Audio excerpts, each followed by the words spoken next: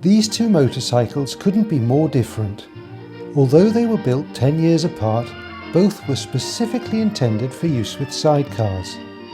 The older one, a BSA, has no suspension at the back, girder forks and a side valve engine. The Norton has a swinging arm frame, excellent telescopic forks and an overhead valve engine with about 30% more power than the BSA.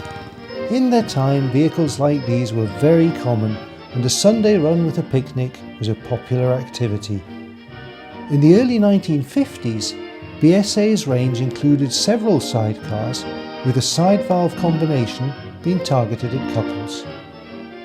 For many years this example belonged to Jack Phillipson and it was often used for trips to the seaside at Silloth.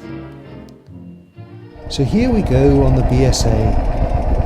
Acceleration is leisurely with easy gear changes to smooth the way. The sidecar is empty, but a passenger would make little difference to the progress.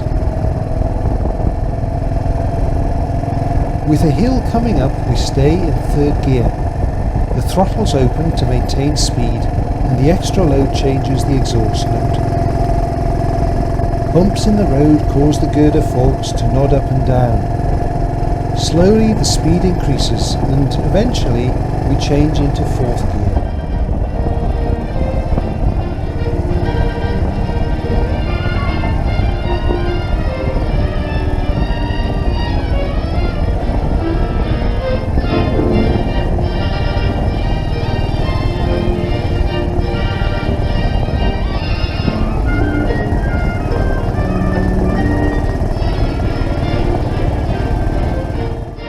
Like the BSA, the Norton uses old-style magneto-ignition and 6-volt dynamo charging, which is extremely reliable and requires little maintenance.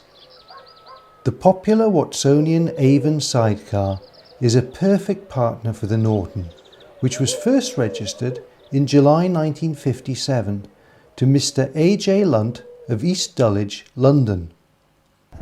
It's torque that rules in the world of the sidecar, and although the Norton is certainly the faster machine, the BSA still has the advantage on long uphill gradients. It would chug away in top gear, leaving the Norton fumbling for third, especially if loaded.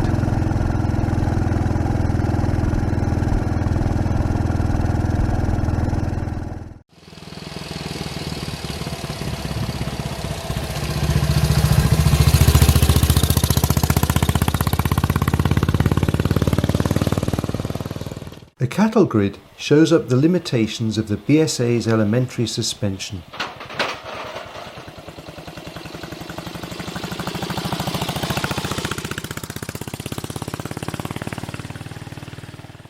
These old outfits are best suited to quiet country roads, and here we see the Norton bimbling along the Ingram Valley.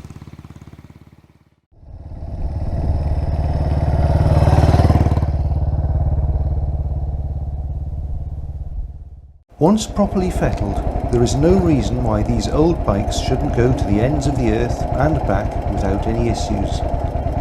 These two examples have travelled widely in the UK and keep on going. They just require some basic maintenance at regular intervals.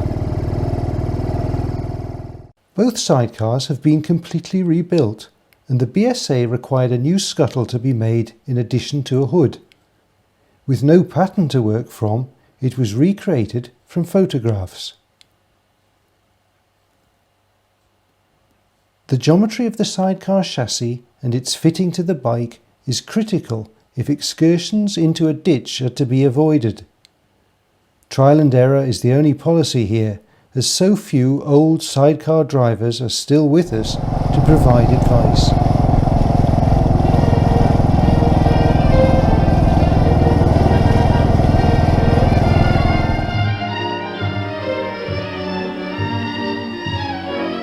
In summary, outfits are practical, even for a quick run to the station to pick up mum after a day in town.